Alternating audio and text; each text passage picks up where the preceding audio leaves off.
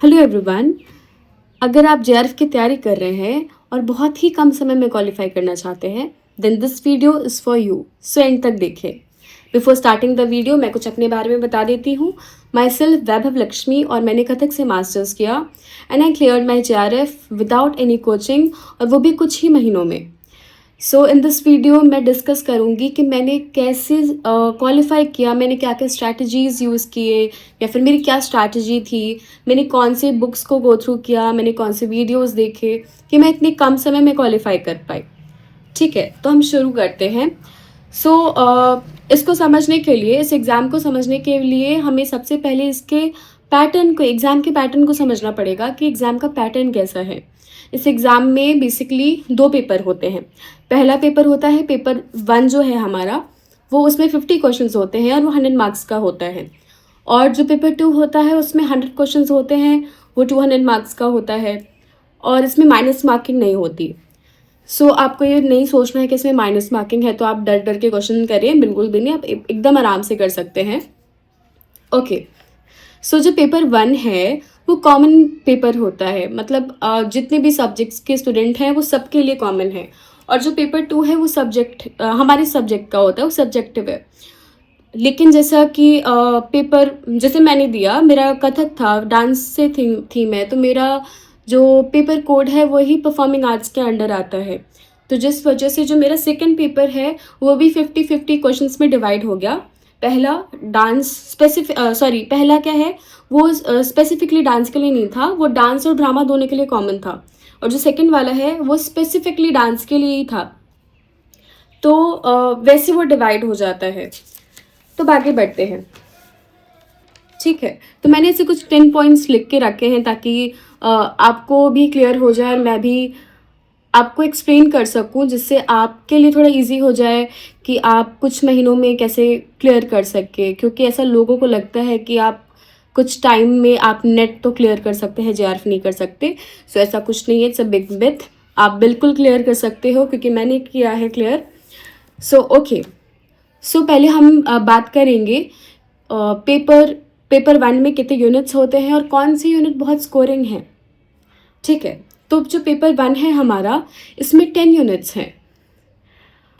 तो मैं आपको ऐसा बताती हूँ कि जैसे कि आप देख रहे हो, क्योंकि मैंने इसे सर्च करके रखा है। आप गूगल पे सर्च करो, विकिपीडिया पे सर्च करो, आपको कहीं भी इसका सिलेबस मिल जाएगा। तो सबसे पहला आपका काम क्या होना चाहिए कि आप सिलेबस निकालो कि सिलेबस है क्या। कि अगर आप कोई भी एग्ज़ाम देने जा रहे हो तो आपको सिलेबस अच्छे से पता होना चाहिए, आपके दिमाग में रजिस्टर होना चाहिए कि क्या क्या सिलेबस है। और जैसे अगर पेपर 1 है तो पेपर 1 के अंडर कितने यूनिट्स हैं और उन यूनिट्स में क्या क्या सिलेबस है। यूनिट्स में भी ऐसा कि अगर आप देख रहे हो तो वो एक छोटे छोटे टॉपिक्स तो नहीं आते हमारे, कि अगर आप देख लो तो आईसीटी आ रहा है, तो आईसीटी अपने में बहुत बड़ा है, तो आपको पता होना चाहिए कि आईसीटी के अंदर का क्या है। तो वैसे आपको पढ़ना होगा। पेपर 1 में क्या है, 10 यूनिट्स है। तो इसमें क्या है, टीचिंग है, रिसर्च है, हायर एजुकेशन है, कम्युनिकेशन है और आईसीटी है, इन्वायरमेंट है, पीपल एंड इन्वायरमेंट है और लॉजिक रीजनिंग है और कम्युनिकेशन है। तो ऐसे करके 10 यूनिट्स हैं। इन 10 यूनिट्स में आपको ये बिल्कुल ये नहीं सोच के रखना है कि अगर मैंने 50 क्वेश्चंस आ रहे हैं पेपर 1 में तो 5 क्वेश्चंस हर यूनिट से आएंगे। तो ऐसा बिल्कुल भी नहीं है। कि अगर आप लास्ट कुछ ईयर्स का आप पेपर उठा के देखोगे तो आपको समझ में आएगा कि पैटर्न चल कैसा रहा है। कि कभी कभी क्या हो रहा है कि किसी यूनिट से कुछ ज़्यादा आ रहा है, किसी यूनिट से कुछ कम आ रहा है, किसी यूनिट से आ ही नहीं रहा है। तो आपको ये बिल्कुल सोच के नहीं रखना है कि अगर इस यूनिट से ज़्यादा आ रहा है तो मैं इसको ही पढ़ के चलूँ, तो ऐसा कुछ नहीं होने वाला। आपको पूरा पढ़ना है। मैं आपको क्या करूँगी, मैं आपको हेल्प कर सकती हूँ कि आप कम टाइम में कैसे आप सारी चीज़ों को कवर कर सके। ओके, इन 10 यूनिट्स में 2 यूनिट ऐसे हैं जो कि कभी आपको डिसअपॉइंट नहीं करेंगे, क्योंकि वो हर बार आते ही आते हैं और सबसे ज़्यादा स्कोरिंग भी है। डी आई क्या है, पहला 5 क्वेश्चन वो डी आई का ही आता है। अगर आप हर दिन एक एक डी आई सॉल्व कर रहे हो, end of the day, end of the month, आपका ये हो जाएगा कि आपका डीआई क्लियर हो जाएगा। तो आप जब पेपर देने बैठोगे तो आपके 10 मार्क्स पहले ही पक्के हो जाएंगे। तो आपका 5 क्वेश्चन आपने डीआई का किया, आपके 10 मार्क्स पक्के हो गए। उसके बाद क्या है, जो सेकंड ऐसा यूनिट है जो कि बहुत ही हेल्पफुल है, जो कि पक्का है कि उससे मार्क्स क्वेश्चंस आएंगे ही आएंगे और बहुत स्कोरिंग है, वो है कॉम्प्रीहेंशन। तो कॉम्प्रीहेंशन भी ऐसा एक यूनिट है जिससे मतलब जो कभी ऐसा नहीं हुआ कि वो हट गया है, कॉम्प्रीहेंशन भी आता ही आता है। तो आप कॉम्प्रीहेंशन को पढ़िए।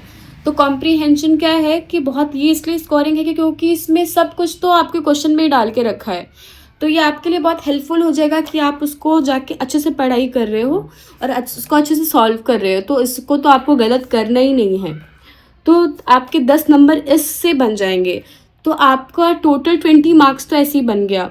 और आपको जेआरएफ क्लियर करने के लिए एटलीस्ट 70 अबव पेपर 1 में आना ही चाहिए। तो आपके 20 मार्क्स ऐसे बन जाएंगे। फिर आता है research aptitude, teaching aptitude, communication, data interpretation. तो सॉरी, डेटा इंटरप्रिटेशन तो हो गया। आईसीटी, तो इन सब के लिए मैं आपको बोलूँगी, क्योंकि मैंने क्या किया, मैंने बहुत सारे यूट्यूब चैनल्स को मैंने गो थ्रू किया, मैंने उनके वीडियोस देखे। जैसे अगर मैं रिकॉल करूँ तो कुमार भारत करके हैं, मैंने उन सर की पढ़ाई उन सर की वीडियोस को गो थ्रू किया। जेआरएफ अड्डा करके चैनल है, मैंने वहाँ पे पढ़ाई की। और ऐसे बहुत सारी चैनल्स हैं विच आर वेरी यूज़फुल। आज आप देखोगे तो यूट्यूब पे ऑलमोस्ट आपको तैयारी करने के लिए सब कुछ दिया हुआ है और एवरीथिंग इज़ फ्री। तो आप वहाँ जाके पढ़ाई कर सकते हो, आप उन वीडियोस को गो थ्रू कर सकते हो। ओके, तो अगर आप पढ़ लोगे तो तो आप उन वीडियोस को जाके पढ़ सकते हैं। और उसके अलावा भी अगर आपको नोट्स चाहिए या कुछ हेल्प चाहिए, यू कैन कमेंट मी। तो आप इस वीडियो की कमेंट सेक्शन में आप उसको मेंशन करिए कि आपको इसके नोट्स चाहिए। So I will be providing the notes. तो ठीक है, आगे बताती हूँ मैं। ठीक है, तो हमारा टीचिंग हो गया, रिसर्च हो गया। तो अब आगे बढ़ते हैं। आगे क्या है हमारा लॉजिक रीजनिंग। लॉजिकल रीजनिंग क्या है, लोगों को लगता है कि बहुत डिफ़िकल्ट है लॉजिकल रीजनिंग, कुछ लोगों को समझ नहीं आता है जो इसमें लेकिन आपको बहुत घबराना नहीं है। तो आप जिन सर का मैंने नाम लिया, आप उन लोग के वीडियोस को जाके देखिए। और लॉजिकल रीजनिंग में आपको थोड़े से समझने की ज़रूरत है, आप थोड़े से समझ लोगे पूरा वो सॉल्व हो जाएगा। तो आप ये भी बहुत ईजिली हो जाता है, सॉल्व कर सकते हो आप। ठीक है, तो इसके बाद 2 ऐसे यूनिट्स हैं जो कि लोगों को लगता है कि ये कभी कंप्लीट ही नहीं होते, क्योंकि जब मैं इसको पढ़ रही थी मुझे भी लग रहा था कि ये तो कभी कंप्लीट नहीं होता। तो वो है एक हायर एजुकेशन और एक है पीपल एंड एनवायरनमेंट। तो इन दोनों यूनिट्स का क्या है कि क्योंकि इसमें जो आप कह लो सोर्सेज हैं, इसमें जो कंटेंट है वो इतने सारे हैं, क्योंकि वो अभी भी जो हम लोग पढ़ रहे हैं तो उसमें वो हायर एजुकेशन में वो जुड़ता जा रहा है। इस वजह से जो हमारी सोर्सेज हैं, सॉरी हमारे जो कंटेंट है वो बढ़ते जा रहे हैं। तो लेकिन आपको क्या करना है, अगर जो भी बहुत डीपली पढ़ा है इन दोनों सब्जेक्ट्स को, सॉरी इन दोनों यूनिट्स को, तो उनको ये पता होगा कि कि हायर एजुकेशन और पीपल डेवलपमेंट एंड एनवायरनमेंट बहुत ही ईजी यूनिट है, क्योंकि इसके जो क्वेश्चंस हैं वो इतनी बार रिपीट होते हैं, बहुत ही प्रिडिक्टेबल क्वेश्चंस आएंगे आपको। और ऐसे क्वेश्चंस आते हैं जो कि कई बार रिपीट होते हैं, कई बार इन दी सेंस आपको सेम एग्जैक्ट क्वेश्चन रिपीट नहीं होता, लेकिन आपको घुमा फिरा के आपको वैसा ही क्वेश्चन पूछते हैं। ठीक है, तो ये ओवरऑल मैंने आपको बता दिया कि होता क्या है इस पेपर 1 में। तो अब मैं आपको अपनी स्ट्रैटेजी बताती हूँ कि मैंने क्या किया। मैंने पढ़ाई करने के लिए क्योंकि मैंने बहुत कम टाइम में अपना ये एग्ज़ाम क्वालिफाई किया है, सो इस कम टाइम में आपको करना क्या है कि आपका टाइम शेड्यूल आपको कैसे बनाना है, कि आपका टाइम टेबल क्या होना चाहिए। क्योंकि आप ये जो हमारे नेट का एग्ज़ाम है वो 1 साल की पूरी पढ़ाई है, कि आपको पूरा 1 साल पढ़ना होता है, फिर जाके आप एग्ज़ाम देते हो। लेकिन कुछ बच्चे मेरे जैसे जो पूरे साल नहीं पढ़ सकते, लेकिन अगर आप कुछ टाइम भी दे रहे हो तो उसको आपको पूरा मन लगा के देना है। तो आपको अपना टाइम टेबल ऐसे बनाना है कि आप उसमें से पढ़ने का टाइम ना निकालो, बल्कि इसका आप उल्टा करो। आप इसमें क्या करिए कि आप अपने दूसरे कामों के लिए आप टाइम निकालिए। जैसे कि आपको खाना खाना है, आपको गाना सुनना है, आपको लोगों के साथ बैठना है, तो आप इसके लिए टाइम निकालिए। और नहीं तो आपको 24/7 में से आप 8 घंटे सोइए, 4-5 घंटे आप अपने चीज़ों के लिए रखिए, और उसके अलावा कम से कम 10 घंटे, कम से कम 10 से 12 घंटे आपको पढ़ाई करने को देना ही देना है। क्योंकि 2 महीने अगर आप दे रहे हो तो बहुत बड़ी चीज़ नहीं है ये, तो आप 2 महीने में बिल्कुल दे सकते हो। तो आप 2 महीने एकदम लग के पढ़ाई करिए, ठीक है। तो मैंने क्या किया, मैंने क्वेश्चन पेपर जाके पढ़ा, मैंने क्वेश्चन पेपर को सॉल्व किया। और मैं क्या करती थी कि जो भी क्वेश्चन का मान लो आपकी मैंने सही आंसर दे दिया, तो उसके अलावा जो 3 ऑप्शंस थे, मैं उन 3 ऑप्शन को जाके सर्च करती थी कि इनका हिस्ट्री क्या है, इनके बारे में क्या है। और उससे आप कह लो कि उसके इर्द गिर्द पूरा एक मैं चार्ट बनाती थी, ऐसा लिख कर नहीं, लेकिन अपने दिमाग में चार्ट बना लेती थी कि आपको एक पूरा आइडिया होना चाहिए कि पेपर में अगर आपका ये ऑप्शन करेक्ट है तो इसका 3 जो अदर ऑप्शन है उसके लिए आपको क्लूलेस नहीं होना है, आपको उन 3 ऑप्शन के बारे में भी जानना ही चाहिए। तो ये होना चाहिए, ठीक है। तो एक ये चीज़ आपको ध्यान रखनी है कि आपको क्वेश्चन पेपर सॉल्व करना ही करना है। PYQs is must. तो आप ज़्यादा से ज़्यादा PYQs सॉल्व करिए, ज़्यादा से ज़्यादा आप लास्ट ईयर क्वेश्चन को देखिए, और तब आपको आइडिया लग पाएगा, ठीक है।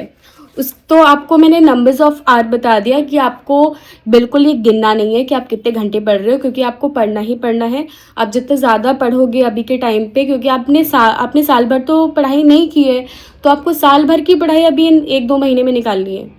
तो इन 1-2 महीने आपको लग कर पढ़ना पड़ेगा। और इसके अलावा, ठीक है, ये सब तो मैंने आपको बता दिया।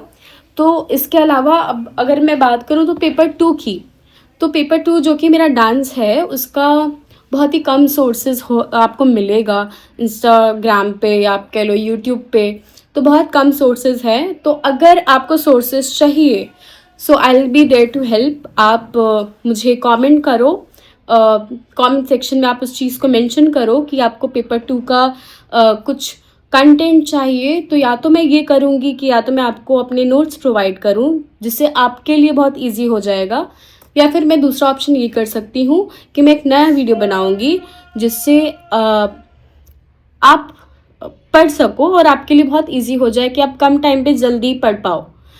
तो ये 2 हम लोग कर सकते हैं। सो पेपर 2 का क्या है कि पेपर 2 का कंटेंट बहुत ज़्यादा है, वो इतना ज़्यादा, उसका सिलेबस ही इतना ज़्यादा है कि आप कवर करते करते थक जाओगे। तो आपको करना क्या है कि आपको अब याद नहीं करना है। पेपर 2 मतलब और सारे सब्जेक्ट के लिए तो बहुत अच्छा है, बहुत मोस्ट ऑफ द चीज़ें आपको याद ही करनी होती हैं, लेकिन एटलीस्ट 90% जो है पेपर 2 का कंटेंट, वो आपको याद ही नहीं करना, आप याद नहीं कर पाओगे, आपको रोट लर्निंग करनी है। तो अगर आपको चाहिए तो मैं अपना कंटेंट आपको शेयर करूँगी। तो आपको करना क्या होगा, उससे आपको याद नहीं करना होगा, क्योंकि मैंने खुद जो नोट्स बनाए हैं वो एटलीस्ट इतने हैं। तो उस नोट्स को आप रिपीटेडली रीड करिए, क्योंकि मैंने क्या किया, मैंने नोट्स बनाया, मैं जैसे मैंने वीडियोस देखा। पेपर 1 के लिए मैं क्या करती थी, मैं वीडियो देखती थी और मैं वीडियो देखते देखते ही नोट्स बनाती थी, जो कि मेरे लिए बहुत हेल्पफुल था। तो वैसे ही पेपर 2 के लिए क्या करना है, आपको नोट्स बनाना, अगर आप नोट्स बना रहे हो तो आप उस नोट्स को रोज़ पढ़िए। सो बहुत हेल्पफुल होगा वो आपके लिए। ओके, सो अभी इतना ही करते हैं। ऑल द वेरी बेस्ट, क्योंकि एग्ज़ाम बहुत पास है, 2 महीने बचे हैं। तो आप लग के पढ़ाई करिए और JRF क्लियर करिए। JRF क्लियर करना is not impossible, it's very much possible. So all the best.